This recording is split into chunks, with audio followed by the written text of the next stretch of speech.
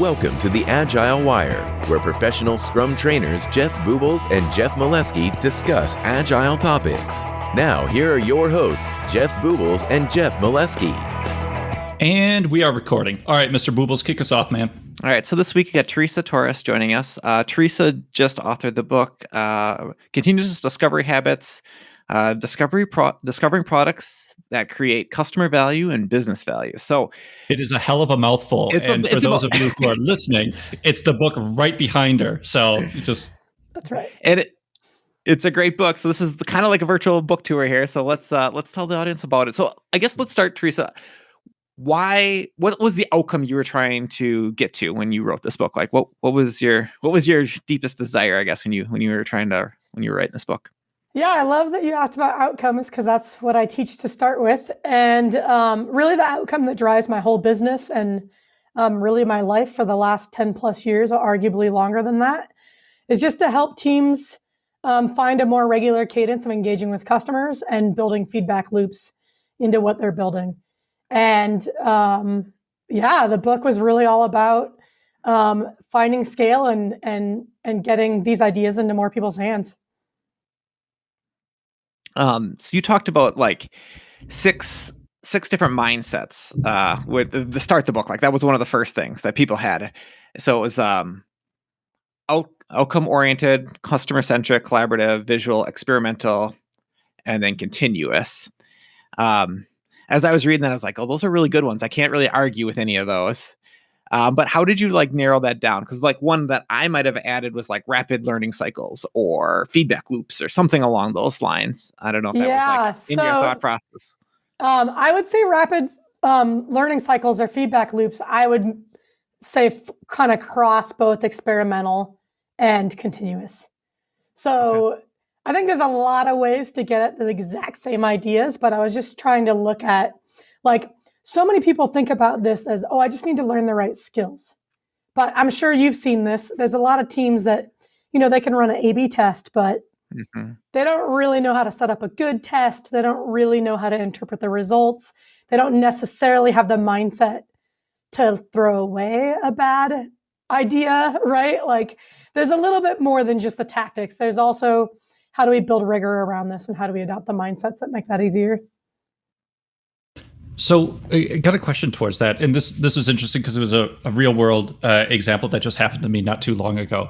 So on our site, we were trying to introduce essentially a chatbot. So I kind of oversee the support area of the organization. So anytime there's a customer pain point, they got to reach out to us. That's kind of my lane of visibility there. And so we're putting the chatbot out there. And up until this point, you either called us or you submitted a ticket, right? So we're creating a new channel mechanism to communicate with our customers. And one of the leadership team members came to me and he said, well, are you running this as an experiment? And in my head, and I'm just trying to be brutally honest here, I'm like, well, how do you run an experiment against something that didn't exist previously, right? When we put a new channel out for our customers, you could say our experiment is, well, we want to see if customers are going to engage with it. But that sounds like a weak ass experiment to me, right? But then back to the core of my question, we didn't have it there to begin with. So how would you help me? And I'm going to get some free coaching here, but how do you start that conversation? How do you frame that opportunity that you want to be going after there when you don't have when you're running that A/B test, but you don't have a B? Yeah, this is a really good question. So first of all, in the book, I talk about an experimental mindset. It easily could have been a scientific mindset. I actually think both of those terms are really problematic in the work that we're doing because I don't think we're running experiments or being scientists. But there's elements to that mindset that are really important, which is around having a rigorous process, having a intellectual honesty and curiosity about results, and being motivated by finding the right answer more than being right ourselves. So that's the first thing. So I would say you shouldn't be looking for an experiment to run. I think that language has become really problematic in our industry because it leads people towards large-scale quantitative tests. Because when we think experiment, we think randomized, controlled, double-blind study. And we don't have to do that as product teams. Why do we do randomized controlled double-blind studies? We do them for two reasons. We either are trying to save people's lives and we're trying to prevent harm in the medical world, or we're trying to create new knowledge. Thankfully, as product people, our stakes are not that high on either side, right? So in the book, I use the language assumption tests. And I did that for a couple reasons. In fact, Marty and I got into a little back and forth about this Marty Kagan, because in his book, he uses prototypes. And I really loved that he used that language because I do want to see more teams like prototyping over these large scale quantitative experiments. But prototypes are only one type of assumption test. And what I also like about the language assumption test is it's reminding us to test an assumption and not the whole idea. So your question about like, how do I test this idea of a chatbot? Testing that idea is hard. You're going to build the idea and see what happens, which really isn't a very good test because you just did all the work before you found out if you needed it. So I would say the thing to do is to break it down into its underlying assumptions. Like, what are you assuming needs to be true for that solution to be successful? And then we could look at how do you test specific assumptions. And that tends to be faster, which And a lot of people. Yeah, go ahead. I was just going to say, like, and you kind of got to think about, like, what type of assumption do you want to do? Like, I was just thinking about Jeff's idea, like, usable. We probably don't need to test as a chatbot usable. Like, chatbots are everywhere, right? Like, people are used to chatbots. So maybe we don't need to test any assumptions around that. But do people want it in a financial app? I don't know. Maybe not. Maybe we should test that desirability. And could that be a button of nowhere? Could it just be like, here's a chatbot, see if people click it and say, this is coming in the future? That might be an example, right? Like, that could be one way to, like, test some type of assumption with a bot, if you think that's what you should do. Yeah, we could do a sort of fake door, smoke screen, whatever you want to call that type of test. Just basically simple demand test. Does anybody click on it? Other things I would think about testing with the chatbot really is around feasibility. What are people going to ask this chatbot? Can we respond to that? Is it going to work? Are they going to leave frustrated and unhappy? Are we literally just going to every single time say, oh, call us, which I see a lot of chatbots do? Which was, what was the point? I could have just called you from the beginning. So I think there's a lot to explore there that have nothing to do with building the idea. Quick break. We know you can't support all shows, but when you do support a show, think of the Agile Wire when you subscribe and share. Awesome. Thank you. Like, I remember the page or the page. Obviously, I can't regurgitate it all, but like I liked the distinction that you deliberately put in that book around scientists and that like the way you articulated was like they're working on large data that typically takes a few years to quantify, and like nobody got time for that in product, right? Like we actually talked about this at, I think it was Milwaukee Spin, but like that mythical 6-month project, which like inevitably is more like a 2-year project once it actually happens, right? Like we don't have time for that level of commitment there. So it was definitely in line with it. One of the other things, though, that I wanted to mention, and Jeff was talking about Julie Everett earlier, and I find it really interesting because she was one of the first guests that we had on the podcast. So this was like 2 years ago. And I bring that up because at the time she's like, you got to find Teresa, you got to follow her. Where was it? The opportunity solution tree. And she actually introduced that to us because she was going to go on and actually do a talk about that because you were a proponent of, or came up with it. And she did this little activity with Jeff and I about it. It was really eye-opening. And that has actually stuck with me now for 2 years. And I still use it to this day. Really just like when somebody comes to me and asks me for something, I'm like, great, what is that going to do for you? What is that going to give you? Like, that's one of the first questions that I ask people that are coming to me with these asks to get them to kind of thinking that higher level, okay, this is what I want. This is just the way that I'm looking to achieve that want, right? Or that opportunity, as you would phrase it. So one, I'm just super excited about that, I got to learn that and I have applied it. But I was really interested in like how that was almost kind of foundational to so much of what you were talking about in the book. Like you kind of came up with this idea and then we're just building on top of it. So I'll finally get to my question here. Like, how did that eventually, come about? Like you kind of started with the OST and then moved on to like, wow, this whole kind of, I don't want to say framework, but I was able to build a whole book around these concepts. Yeah. So how did this come about? So I had been coaching for several years, just teaching teams. I don't know that I had I don't remember. I came across Marty started using discovery and delivery. And I remember when I read that, I was like, oh, that's what I do. I work on the discovery side. Like, I don't really want to help you write user stories or increase your velocity, or I'm not that interested in that side of things. I'm not saying it doesn't matter. It's just not where I play. Like, I'm much more interested in how do I get you in front of customers? How do we test your assumptions? How do we do it in a way that's fast and rigorous, both, right? And so I've been working with teams, coaching them on just how to do that. And it wasn't very structured. It was just sort of imagine exactly what you might imagine in a coaching session. A team would come with, here's what we're trying to do, and we'd kind of workshop it and iterate, and then next week we'd pick up where we left off. And what happened was I was working with a team who they said something like, Teresa, you've taught us a lot of amazing tactics, but we don't know what to do when. And so we're worried that after coaching, we're not going to know how to do this on our own. And that really landed with me because I'm a coach over a consultant because I'm not trying to create dependencies. I really want to leave a team better off. And that really became an opportunity that I became obsessed with, which is, it's just simply phrased in discovery, I don't know what to do when. And this is something that I encountered even as a product manager working with my own teams, is that I always had so much internal in my head that I felt like I had this structure that I was using to kind of explore and iterate and experiment. But my teammates didn't always share that structure. So like you've probably had this experience where you run an experiment, you learn something that was unexpected, you got to iterate on your solution.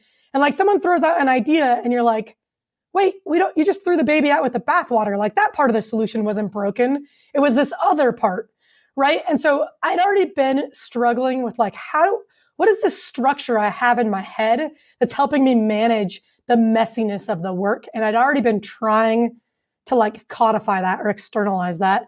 And it was genuinely hard. But when this team said to me, we don't know what to do when, it really was a catalyst for me to sit down and say, okay, I have to figure out how to get what's in my head onto paper.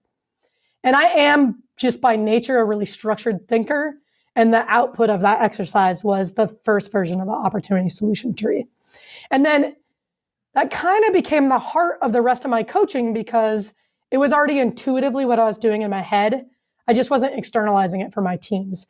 And so while, yes, the whole book is sort of built around that idea, it's partly because that was already the internal mental model I was using as I sort of developed all the other tactics and frameworks and tools.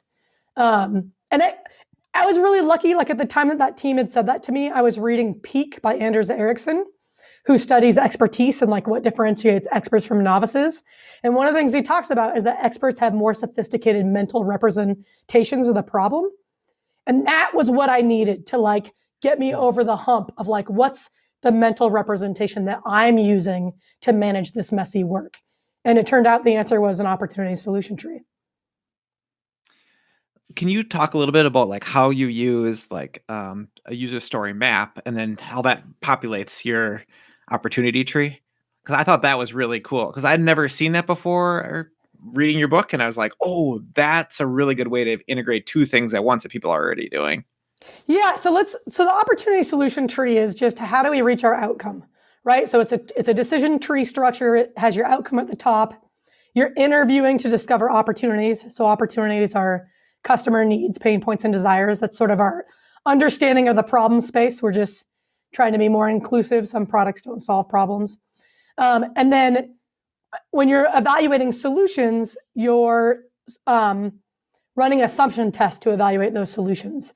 So where do story maps fit in that? The idea with story maps is a lot of product teams struggle to agree on what tests to run because they don't yet agree on what the solution is. That's the first thing. And so we're working with these really vague ideas, which means if I have a slightly different notion of what an idea is from you, Jeff, we might be making different assumptions. So we can't even agree on which assumption to test because we're not making the same assumptions. So where story mapping is really valuable is it helps you as a team visually align around what do we actually mean by this solution? And it just so happens that that same activity is really good for helping us see our own assumptions because story mapping makes us make assumptions. And then we can use that exact same visual to help us then surface assumptions. And then that's what drives that iterative assumption testing. Is there a point of diminishing returns for experimentation? And the reason I ask that is when things are winding up in my backlog on my list of work, I and the team are conscious of like, we really don't want anything to be more than a few days of effort in size before we can get something out the door in front of a customer, validate that we're going the right direction with things. And with a lot of product managers that I've worked with in the past, the experimentation makes sense when we're launching a new product, right? Like when we're about to go in and really like a year's worth of effort, maybe 100 engineers or 100 team members are all collaborating on this thing. But ours is more almost like KTLO type of work. We're hearing direct customer pain points of the issues that they're running into. And again, we're just trying to do quick things to get out the door. And so where I'm trying to think about is like, the experimentation may take just as long as just building the damn thing and getting it out there. But that's also, maybe I'm just being biased and I'm being lazy, right? So I was just kind of curious for your thoughts on, is there a point of diminishing returns here? Does it make sense for just larger things? What about the smaller things that are on your backlog or the smaller types of feature requests that we're getting out the door? Yeah, so a good rule of thumb is if the discovery is going to take longer than building it, you can just build it. However, there's a major problem with that rule of thumb. If you build 30 things in 30 days and all of them fail, you probably should have done some discovery, right? So there's a little bit of this balance. I look at discovery as it's like putting money in the bank. It compounds over time. So when you test an idea, you're not just learning about that idea, especially if you're doing the work to actually test assumptions. You're learning about your customer, you're learning about your opportunity space, you're learning about how to reach your outcome. And all of that is going to compound over time. It means your next solutions are going to be even better. It means that you're going to know the next problem to go after. So even if you have a ton of low-hanging fruit to go after, and you really could build all of it faster than it would take to do discovery, I would still pair it with some discovery because odds are a good percentage of that low-hanging fruit still isn't going to get used, still isn't going to be the best way to solve the problem you're hearing about. So there's a little bit of both. So I think what I would say is that if you are running a continuous discovery process, meaning you are interviewing customers every week and you are assumption testing every week, it's perfectly fine to have some things in your backlog that are too small to do discovery on, because you're not going to strike out often on those small things because you've laid the foundation for making a good judgment. If you have no discovery and everything in your backlog is small, I would still do discovery because, again, you're going to run the risk of building a whole bunch of the small wrong things. Yeah, like the riskiest things, right? Like you should start with those first, and then the things that aren't very risky, well, then you take your chance of maybe just doing it if it's that small. But I guess that's what rule of thumb that I've used it sometimes. Yeah, again, what are your thoughts on that? It has kind of the same challenge, right? So if I'm not doing any discovery, I haven't tuned my judgment for what's risky. So it's really easy. Yep. Like Jeff said this, we have customers asking for things. They're telling us their pain points. That's going to all feel really low risk. But how many times do customers ask for something that they never use? All the time, yep. Right? And so I think there's a balance. If your discovery is at 0, no matter how easy your backlog looks or how obvious your backlog looks, I would try to get to greater than 0. Mm-hmm.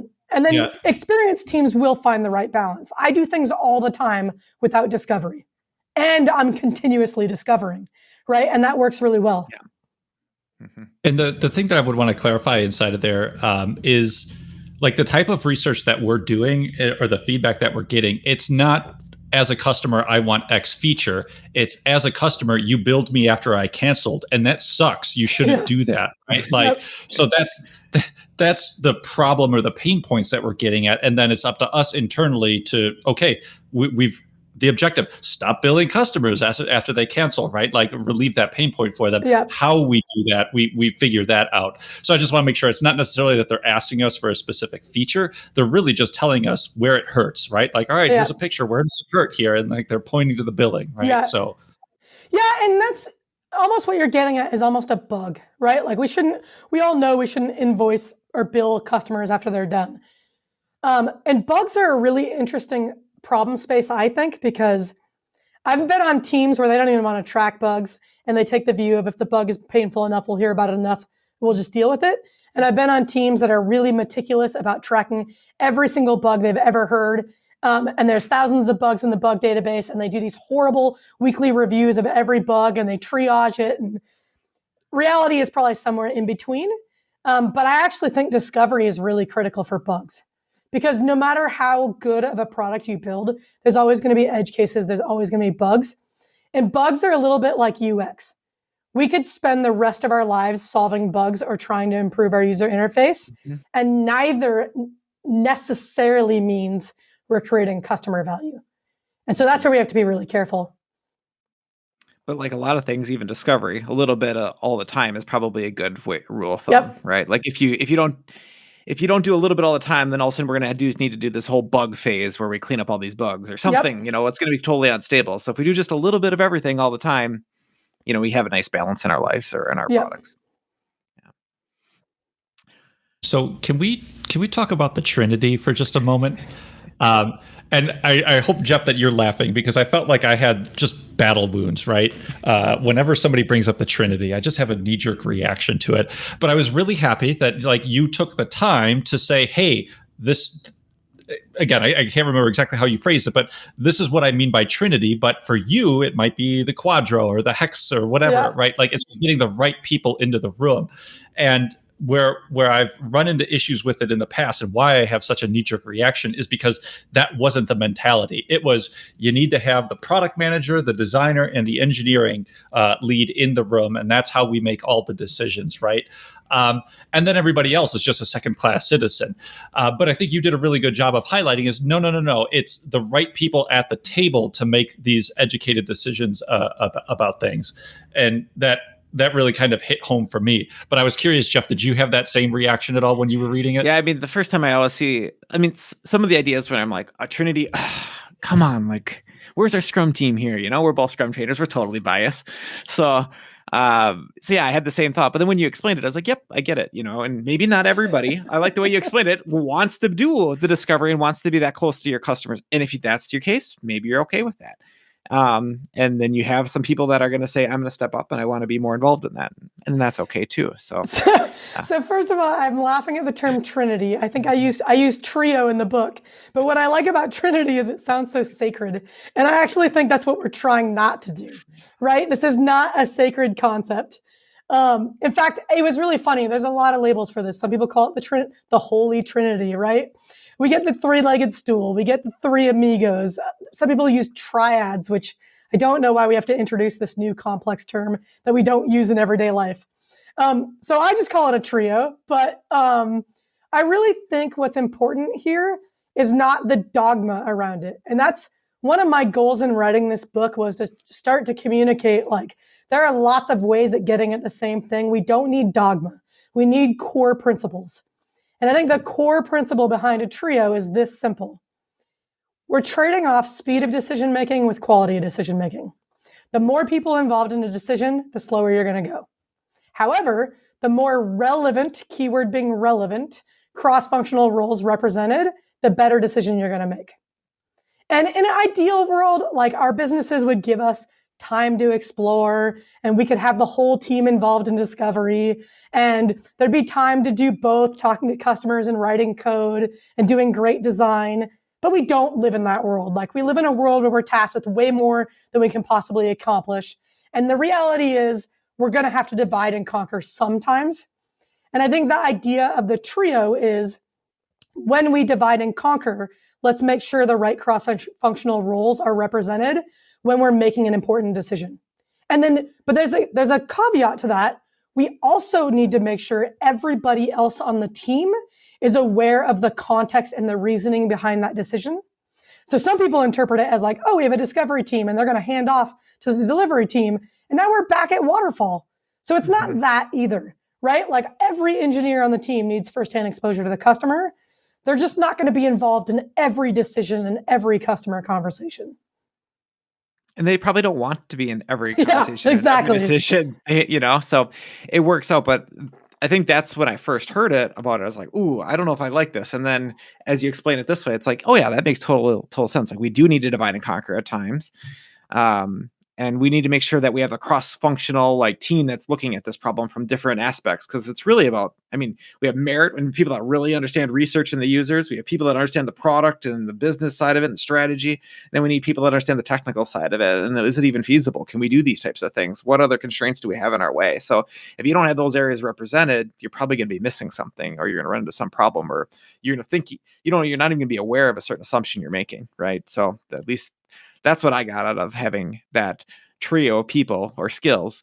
And it could be a trio, could be 2, could be 4, could be 5, could be whatever it takes probably to get those skills right in the right room to make those decisions and kind of do that discovery work. Yeah, I mean, in my full-time employee experience, I often worked at early stage startups. At 2 of them, I was the product manager, the designer, and the front-end engineer. So I was a trio of 1, right? That's not ideal. Yep. That's life in a startup, right? You do what you can. The key is really what we're trying to avoid. And I really love the CEO of Twilio wrote a book about this called Ask Your Developer.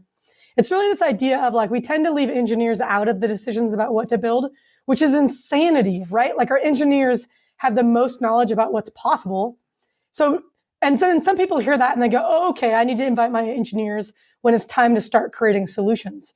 But even that is too late, because an engineer is going to hear different things in an interview, because we're all filtering what we hear based on our past knowledge and experience.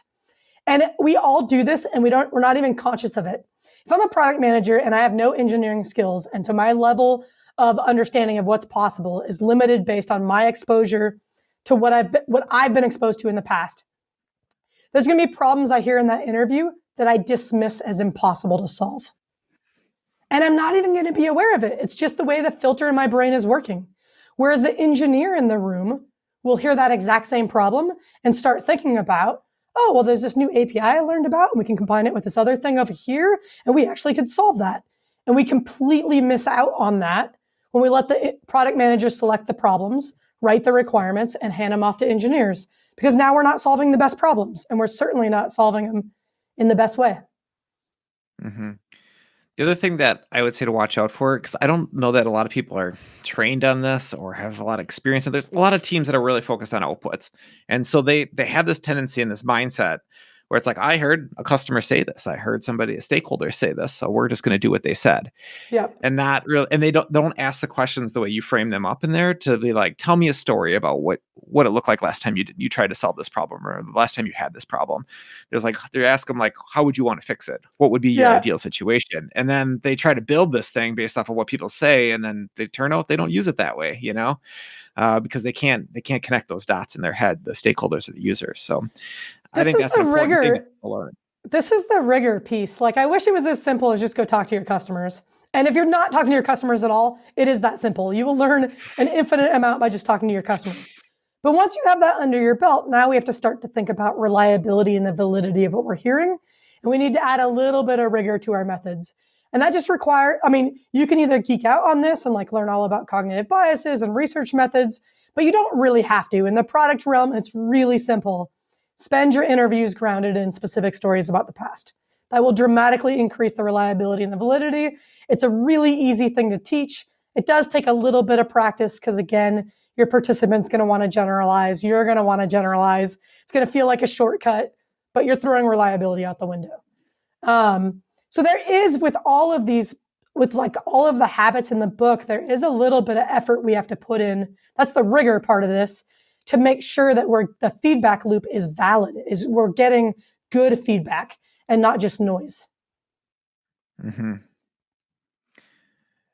So if you're a team right there, and let's just say maybe you are talking to customers, and we've got that step, but maybe you're not doing it as frequently as we would like, right? Like, we should at least every week. Marty says 15 to 20 different experiments or assumptions you should be testing, every single week. And I can tell you from my experience, I don't know. It's very rare to see that number that a team's doing, but that'd be great if you could. And maybe that's just the rigor that some of the teams just don't have. But why do you think it's so hard for these teams to take that next step? Like, what's the thing that's holding them back? I don't know. Why not ask these questions? What's stopping them? So first, let's talk about this 15 to 20, because I included that quote in my book. And what Marty says is, he says the best teams are doing 15 to 20 discovery iterations every week. And he defines a discovery iteration as anything you're doing to learn about an idea. Okay, that's pretty broad. And I will share, like when we talk about formalizing assumption tests, like actually taking the time to surface assumptions and then run an assumption test, I see most teams that I work with doing like half a dozen a week. They're not at the 12 to 15. I think if we were to talk to Marty about this, my guess is he's counting a lot more than just those formal tests. He's counting that interview you're having with the customer where you just get some qualitative feedback. He's counting that conversation you have with a stakeholder where you're getting some feedback on the viability within your own organization. Then that number becomes a lot more practical, right? We do have a lot of conversations over the course of the week with different people. But even so, like let's just take half a dozen and we're talking about a little bit more rigorous assumption testing. I think there's a lot of reasons why teams don't do this. First of all, it's really hard to see our own assumptions. So assumption testing, Eric Ries wrote about this in the Lean Startup, which by the way, came out 10 years ago. That's kind of mind-blowing to me. And Eric Ries didn't invent this. There were lots of people assumption testing before that book came out. And it's still not common practice. Why? It's really hard to see our own assumptions. I dedicated a whole chapter to this with 3 or 4 different ways to go about this. Because in my experience coaching with teams, I would say, okay, don't test your idea, test your assumptions. And I'd get back a whole bunch of blank stares. Like people, we just don't know what that means. We haven't put the how behind it. I hope that I'm starting to fill in that gap. Like I know teams are already story mapping. They didn't know their story maps could help them generate assumptions. I hear from people all the time, that's a game changer. I know pre-mortems are becoming more common. So we're getting better at that piece of it. And then on the testing those assumptions side, it does take a little bit of infrastructure setup to be able to test assumptions quickly. And I'm glad to see the rise of things like product ops and design ops, because we're getting teams that are focused on how do we make it dead simple for product teams to run rapid assumption tests. And so there is a little bit of sort of investment we have to make to unlock this continuous cadence. So you've mentioned a few books now, and I'm kind of curious, like, where did you learn? Like, where were the sources of knowledge that you grasped onto as you were going through your product management career? Yeah, so I'll say I was really lucky in that as an undergraduate, I was introduced to human-centered design. So I did a design program at Stanford that predated the D School, but same fundamental curriculum. And I kind of entered the business world naive, thinking that's just how the world worked, is that people listen to their customers and they built products for them. And then I worked at a series of startups where nobody was talking to customers and I felt like a fish out of water. And some of it is that I'm just really stubborn. So I just brute forced it. I was like, okay, well, you don't have to talk to customers, but I'm going to. And then I'm also a really voracious reader. So I've read probably 90% of the product books out there. But I also try to not just read within product. I also try to read a lot around decision-making and critical thinking and problem solving. And a lot of the references in the book are not other product books. It's really drawing from those sort of more foundational resources. Like product management and digital products is a fairly new world. Problem solving, critical thinking, decision-making, those are not new worlds. We have a lot of research. We have a lot of best practices that we can pull from. And so I try to also read really deep in those areas as well. So before you jumped on, I was talking with Boobles about, I just started up a book club at my work, and since I was leading it, I got to pick the book, right? And the one book that is probably the most influential for me was 4 Disciplines of Execution. If you're not already familiar with it, it's very similar to OKRs, talks about the WIG, the wildly important goal, establishing leading and lagging metrics, establishing the coaching scoreboard versus the player's scorecard. Again, it was probably the most influential to me as far as not just thinking about outcomes, but there was so many great concepts from that book that I took and introduced to myself. Is there one book that kind of stands out for you? Like if you had, obviously other than your own, but if there was one book that you would really recommend for maybe a novice product manager, maybe even a senior product manager, like this is my one go-to that I recommend to students or people that I'm coaching. Yeah, so probably the book, well, there's a few resources that have been really influential to me, all of which are footnoted in my book.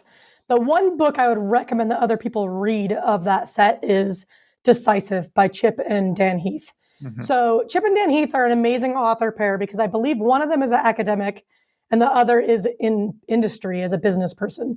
And so that combination is really powerful because they have the evidence-based sort of academic lens, but they also write in a way that works for a business audience. So it's easy to read, it's engaging, and it's a really great summary of what we know about decision making and where we go astray.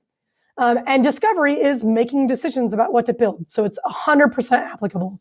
So as far as a recommendation for other people to read, that's my number one. I draw from a lot of other sources, though. Like I'm really influenced by John Dewey's How We Think. He was a philosopher that really looked at critical thinking. I can't say I recommend other people read it. It's a really hard, difficult read. It's like 150 pages. It took me 15 hours to work through it. But it is some of the best reading I've encountered around what it means to be a good critical thinker. And then Carl Weck is an educational psychologist at the University of Michigan.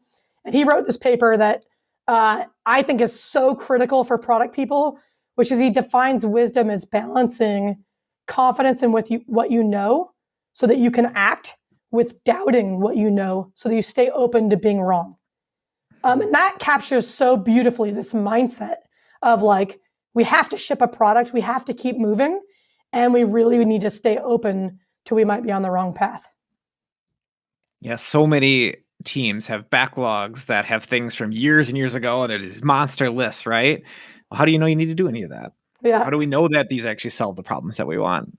Are these even relevant anymore, right? Like having that openness to have an emergent list as you're trying to figure out what solution you should be working on or what opportunity you should be focusing on. Like, I think that's a different mindset that not a lot of teams have, you know? Yeah, I don't know, what although are your thoughts on that?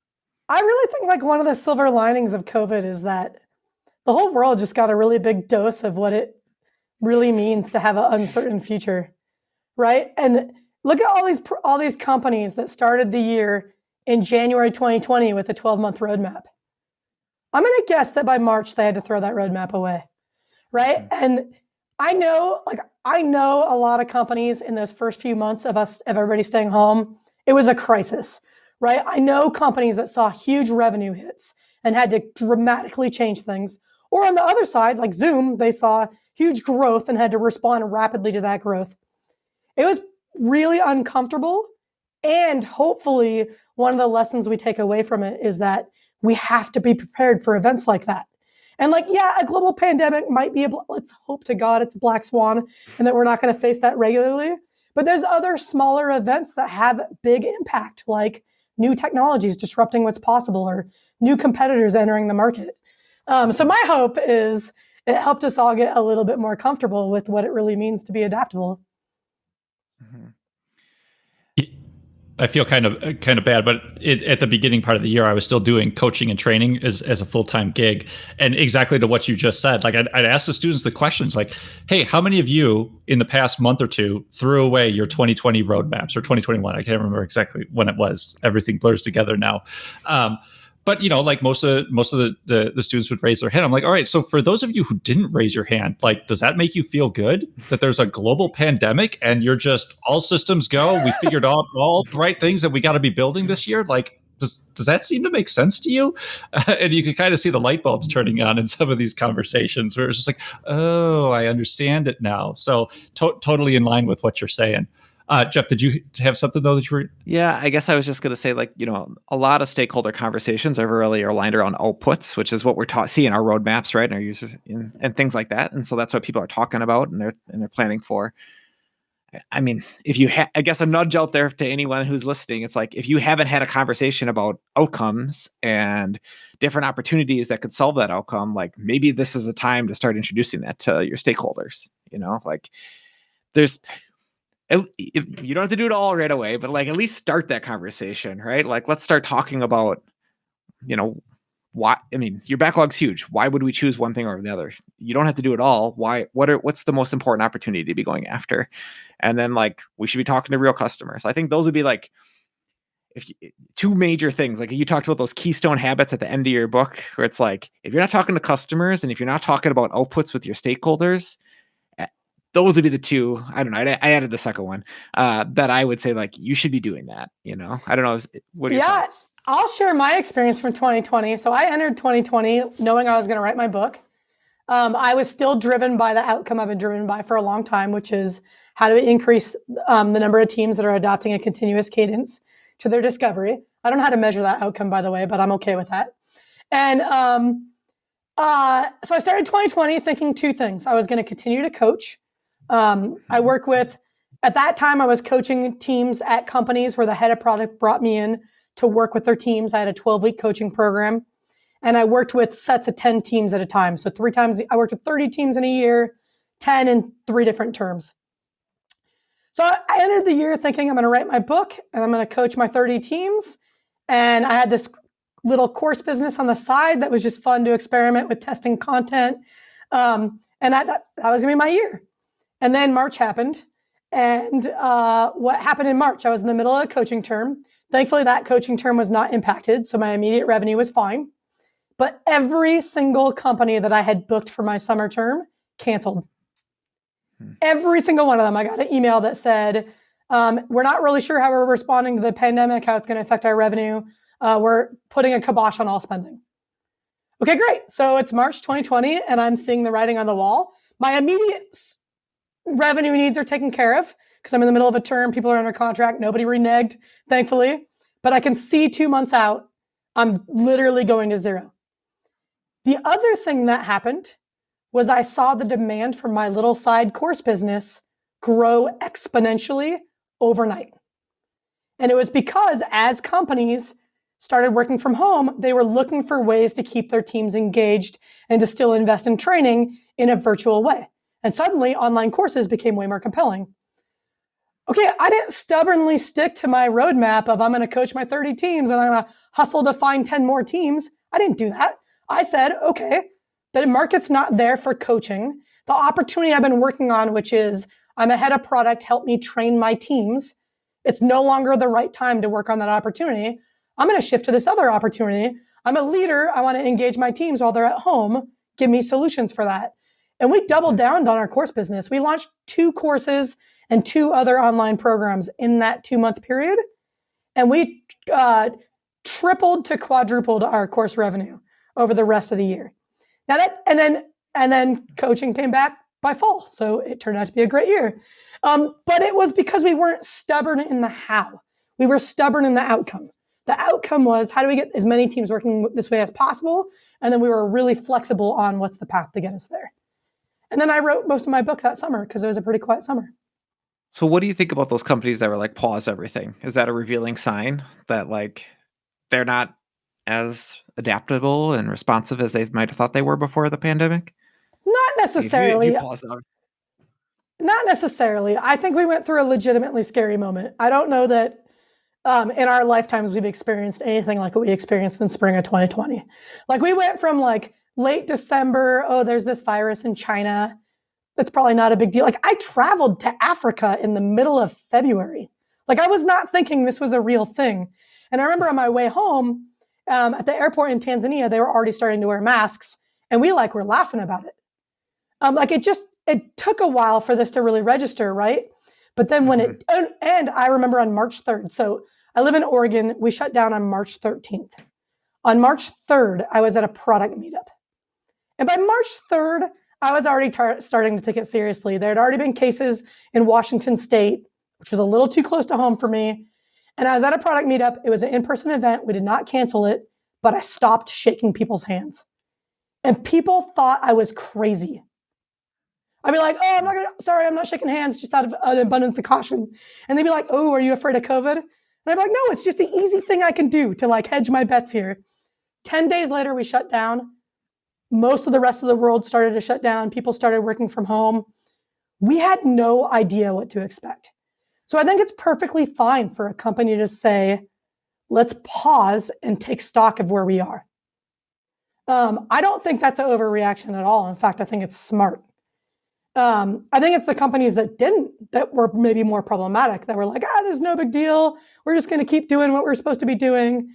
Now, for the companies where they never returned to normal, like they never found a new normal, maybe that's a sign that like, hey, you got to learn how to adapt here because the world has changed.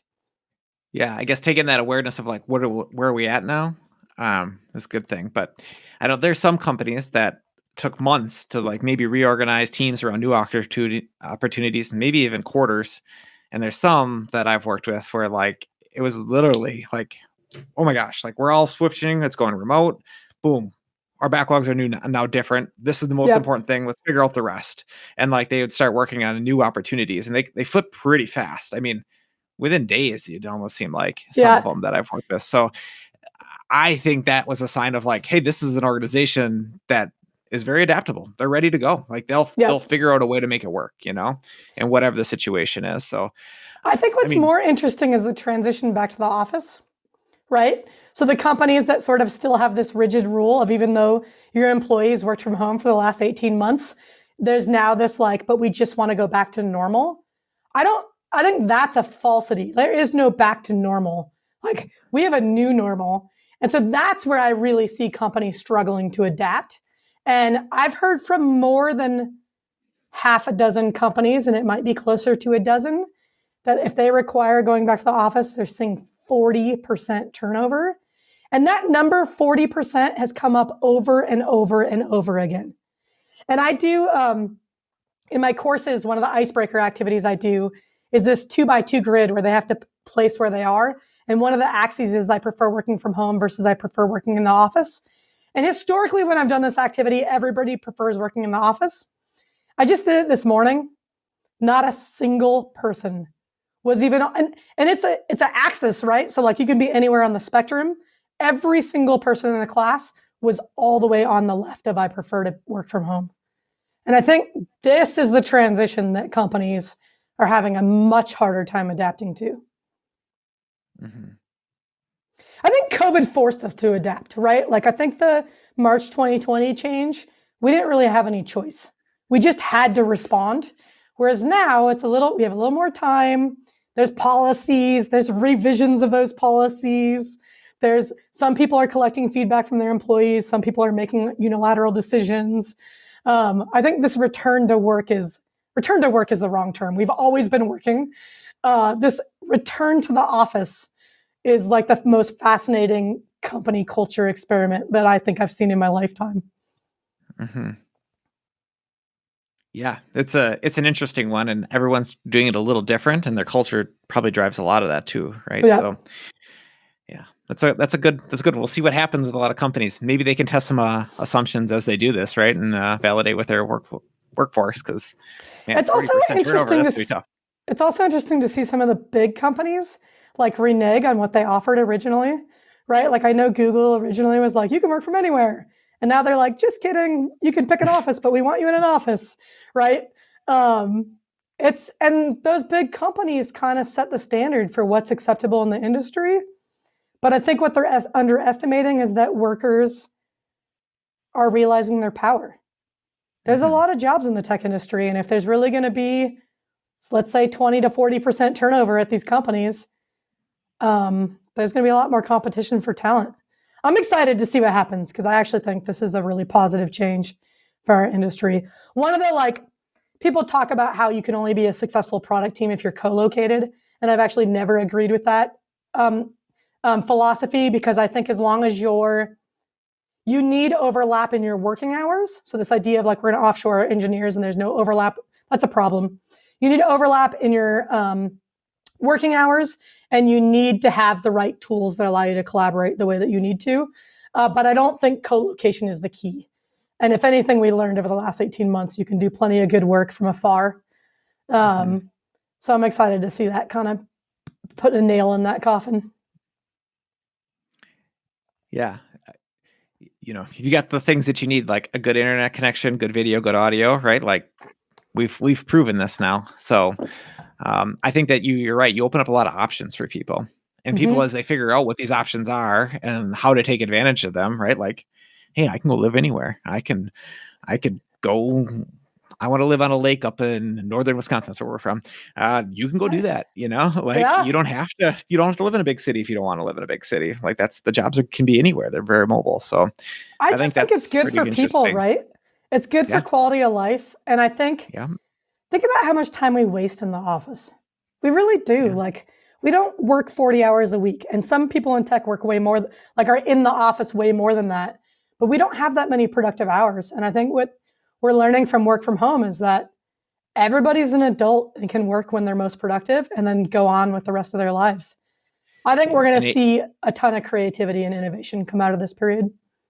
Yeah, an 8-hour day isn't what it has to be. You don't have to work from 9 to 5 anymore. Like Yeah. you can work a couple hours in the morning, middle day, late, if that's how you want to work. Like ideas can come anytime and you can work in multiple avenues. But the overlap, like you said, I think is really crucial. You do have to have a time where you can collaborate with people and you don't have to do this asynchronous thing. Like as long as we have an easy way to do synchronous communication, that's key.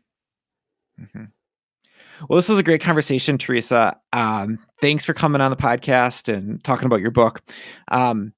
Is there anything at this time, but I mean, you can plug your book again if you want, but is there anything else you'd like to plug or promote to our listeners?